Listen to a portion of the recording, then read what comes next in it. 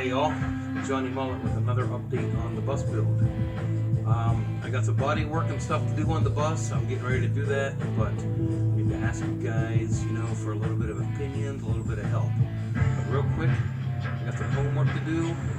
We all know, what homework is, right? If you're working.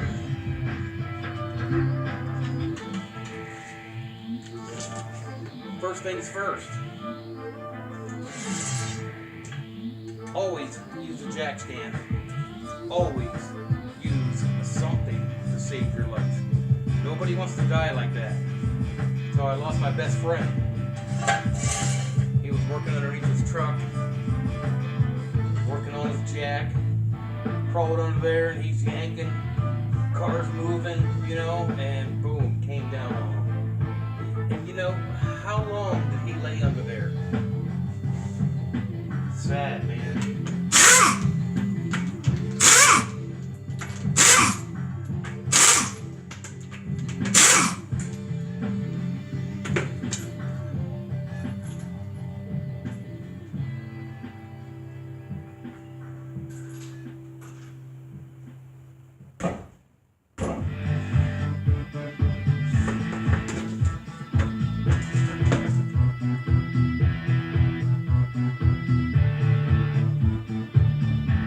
He said he needed brakes, but you know what? He's right.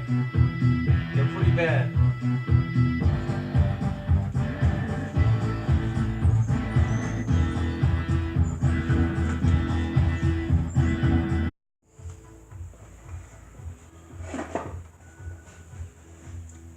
Husky, just like me, right? Sorry guys, my videos are raw. I can't give you all the, fancy music and, fade ins and fade outs. All I got the pause button, so it is what it is. Anywho, way back in an old video, I showed you I got these 12 volt outlets. These are marine outlets, and you already see my bus build. I got outlets pretty much everywhere except one place, in the very back at the bedroom. But, I already ran the wiring, so the wiring is there. And the reason I want 12 volt or USB or whatever in the bedroom is because if you're laying in bed, you want to charge your phone or whatever, you got somewhere convenient to plug it in. And another cool thing is, if it's warm, you ain't got AC, you got a nice 12 volt fan, you can plug it right into the old outlet there and good to go, right? So anyway, I pre-made some wiring connectors, and on the back, I don't know if you can see that, but there's positive, negative. Okay, so basically I made a jumper wire in red, which means positive, and then this other outlet's going to be right next to this one. We're going to put this one on positive also, just like that. I also have a negative, so we're going to mount the negative plug here and jump it right over. So this way both outlets will be powered up once I splice in with these quick splice connectors. Now these, I don't know, you can call them shitty, you can call them whatever. These little connectors are pretty cool. Alright, basically what it does is it's got a hole that goes from here all the way through. So you can spread it open with your fingers like that, and then I'll show you with this one right here. Take any wire, let's make this real easy for you. Take any wire, okay, suppose you got a wire running from there to there and you want to add a splice. So you take this connector here and you push it through. So if I showed you, that goes all the way through like that. Now if you look, there is also an opening for another wire. So you take your wire that you want to jump in, push in, and then you take a pair of pliers and you squeeze this down and close the lid. And what that does, it gives you a splice. Now these are cool. They're easy. They're better than wire nuts, but I do not ever recommend using these for anything exterior of your bus, your car, your truck, or whatever. But for an interior use, if there's no water, no moisture, no issues, pretty good choice. You know, it's pretty cool for splicing in a wire. But anyway, here's my two 12-volt outlets, right here and right here, and we're going to get them drilled in. But first, I got to drill a hole that fits the outlet. So the outlet, I measured with my measuring stick. It's about 1 1/8 diameter for this to fit into a hole. So I got an 1 1/8 hole saw. This saw will drill a hole big enough to allow this outlet to go in. So we're going to try it out.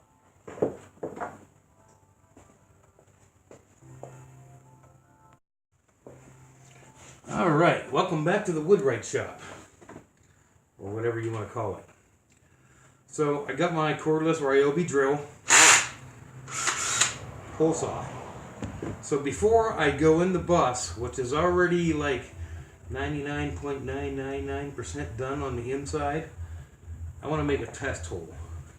So there's, you know what guys, you want to go test a hole, test as many as you want, you know? So we're going to drill a hole.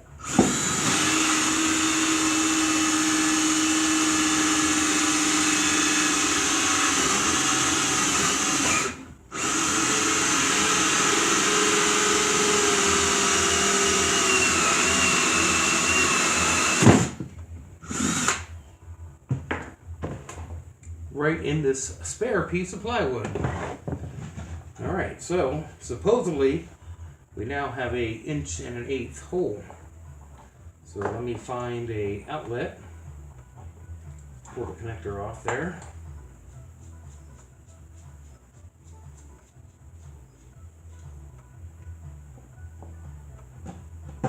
Look at that.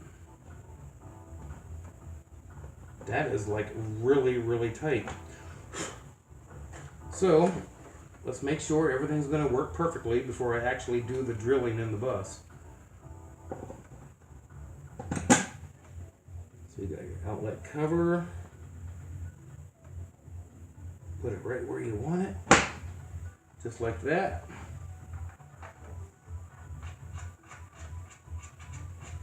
And you screw the back on just like that. And you have a 12-volt outlet.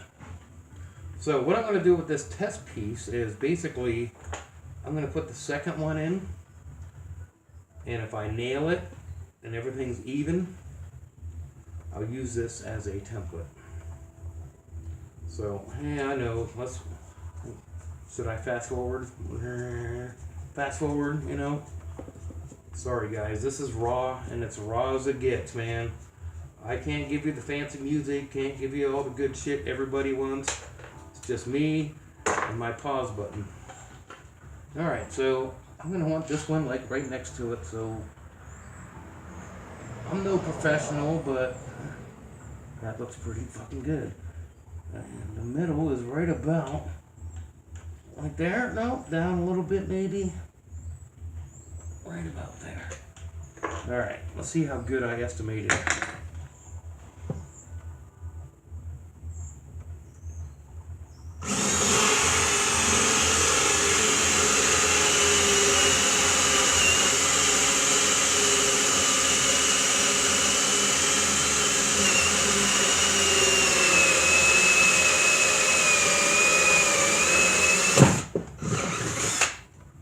Alright.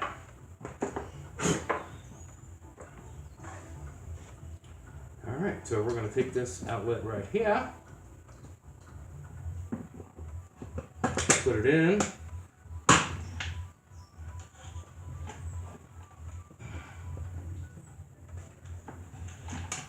I don't know, guys. What do you think? Look straight to you? Would you like totally use that? I think it's good. See, you don't have to be a professional carpenter, man. See this? Yeah. Whatever. Pretty good. So I'm going to use this as a template, and before I actually put the holes in the bus, I'm going to mark these 4 little holes.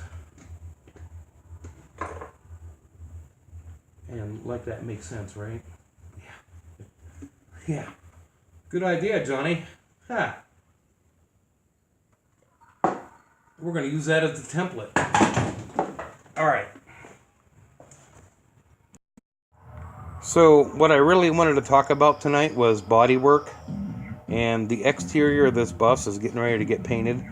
And I think I showed you on like the first video, the intro video. Got a little bit of rust here. I mean, it's a little cancerous, I suppose. It's not, you know, there's no hole there. It's not too bad. And then, let me close this here. I got that other spot, you know, but like I said, there's no hole. It's pretty rusty. I mean, that's pretty bad. And then if you look up the side of the bus, underneath this light, that's like the worst spot of the bus. So if you could see, the outer skin is like corroded away underneath that light. So guys, I am not a body man. I don't do body work, but this is going to be a first time attempt. So bear with me for the next phase of the bus build. Now, as far as the body of the bus goes, there's only like one smooth part, and that's this upper part right here. The rest of the bus, minus the bottom there, is all ribbed and curved. So, you know, I was thinking I'm going to take, you know, and roll the bus with rollers, but that's going to be a lot of brushwork. I mean, a lot of brushwork.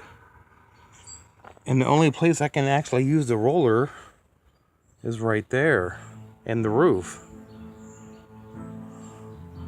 Motor coach, do you see that, guys? Look at that. Motor coach. Look at that shit.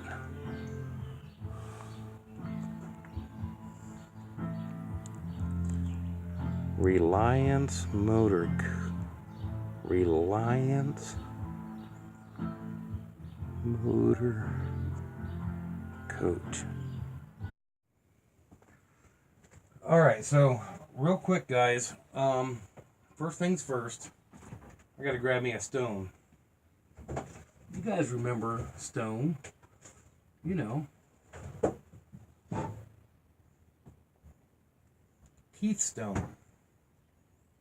That's right. Anywho, back here, I'm thinking I'm gonna put my 12-volt outlets that I spent all that time showing you how to drill a hole right in, I don't know, right in this area. It don't make sense to put outlets down low like that, though. So I have wiring underneath this bed to do the outlets. Another option is I could run the wiring maybe up this wall and into this cabinet and put maybe the outlets under there. What do you guys think? Put it in the comments. Comments below, you know, comments below. So, you know, I could hide the outlets underneath the cabinet. And this way, you know, if you're charging your phone, you can plug it in under here, open the cabinet, stick the phone inside, close it up, out of sight, out of mind, right? I don't know. Maybe under the cabinets. The only other option would be to put an outlet here and one here. But is that going to interfere with the door? You know, if something's plugged in, probably. All right, guys. Story time. Story time, everybody. Maybe. I don't know. I could talk old stories, new stories, whatever stories you want to talk about. But tonight, I'm talking about the bus. Now, the outlet thing, not a big deal. I'll figure that out, one way or another. Damn. That's ice brewed for a bold, crisp flavor. Regardless, I want to talk to you about painting the bus. Okay, the bodywork. I'm not a body guy, so with what I showed you at the back of the bus, I'm thinking worst case scenario, I got to cut the metal out and put new metal in. And I have metal from the Fantastic Fan and the Skylight. So, I got 1, 2, 3, 4 sheets of metal, but I was going to use those sheets of metal to cover up the school bus lights.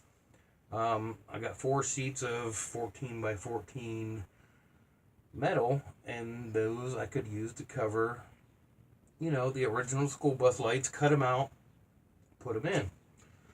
Or I could use them for repair work. Now, maybe, if I'm lucky, I don't know, I can get away with grinding all the excess rust off and use a little Bondo to fix up whatever's really pitted, really rusted. I'm not a body guy. This is where I need your help, guys. And another thing is painting. I have oil-based paint. It's like tractor implement paint, maybe.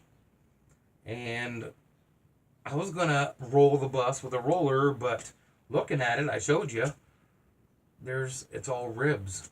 I'm going to have to spray it. And I don't know nothing about spray painting or, air compressor spray guns. And I'm a mechanic. Trust me, I work around air compressors. I work around body guys. They know what they're doing. I don't. Okay? I can do mechanical work all day long, but do not ask me to paint or do body work. And I'm kind of stuck right now. I'm this close to actually getting on my Facebook feed and saying, hey, any guys out there know how to spray paint? Give me a hand, because I'm going to need it. So I'm thinking if I thin the paint down with, what are you supposed to use? Mineral spirits? You can try it 2 to 1, 3 to 1, whatever. Thing is I got 2 gallons of paint to paint the bus.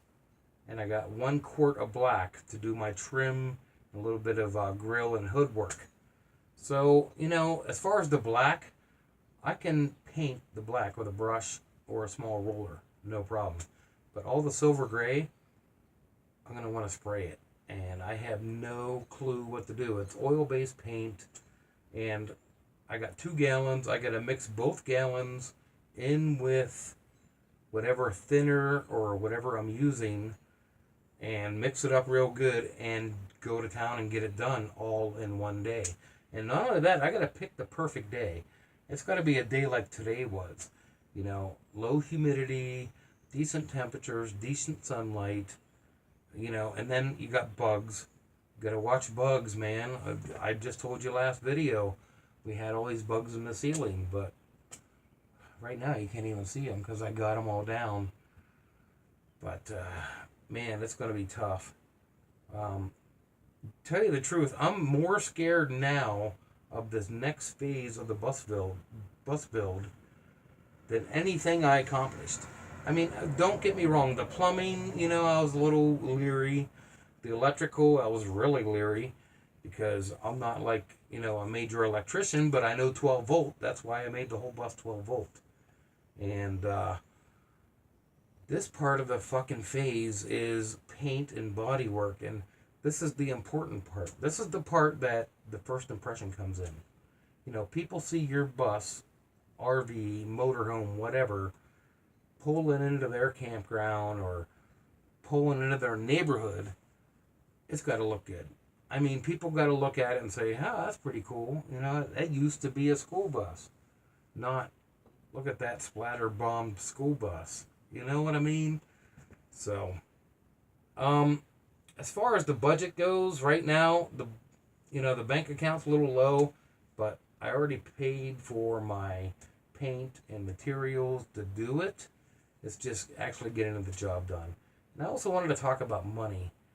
I see a lot of van build and bus build guys and a lot of videos on YouTube, and sorry, but I will never ask you for money. Okay? This is my project, not yours. Alright? I will never open a Patreon. I will never allow YouTube to monetize my videos to put advertisements, because I'd rather see you the raw deal. You know what I mean? I'd rather you see the raw deal, what's going on, and a real life, down to earth person getting it done. And you can do the same. You know what I mean? It's just, I'm not here to take your money. I run a website, and I've been running it since 2008, geometroforum.com. I'm a GeoMetro guy. I own 3 of them. Actually, a lot more, but they're not here. But, and I've never asked the members of my website for money. I have a donation link, and I got a few donations, but those donations went right back into the website one way or another, because I host annual meets. I know, the most active members on my website, I know them personally. And you don't see that in the car community. You don't see that in the internet online community. But it happens at geometroforum.com. And if you ask any member or anybody who owns a GeoMetro about Johnny Mullet, they'll tell you the truth about me, man. I'm down to earth. I'm a real fucking dude. You know what I mean? I'm the real deal. Sorry about the F-bomb. My bad. But anywho, Bodywork coming up. We're going to get this shit done next couple weeks. I'll still give you updates. In the meantime, I had a few too many of these. Keith Stone, he had a mullet, didn't he? Anyway, outlets. Should I put them down low? Put them under the cabinet? Let me know in the comments. And by the way, 300 plus subscribers. Big fucking deal. Like I said, I'm not here to take your money. I'm not here for views, likes, and subscribers. I'm here to log my build. And I hope you enjoyed it. See you all next time. I'm about to rock on.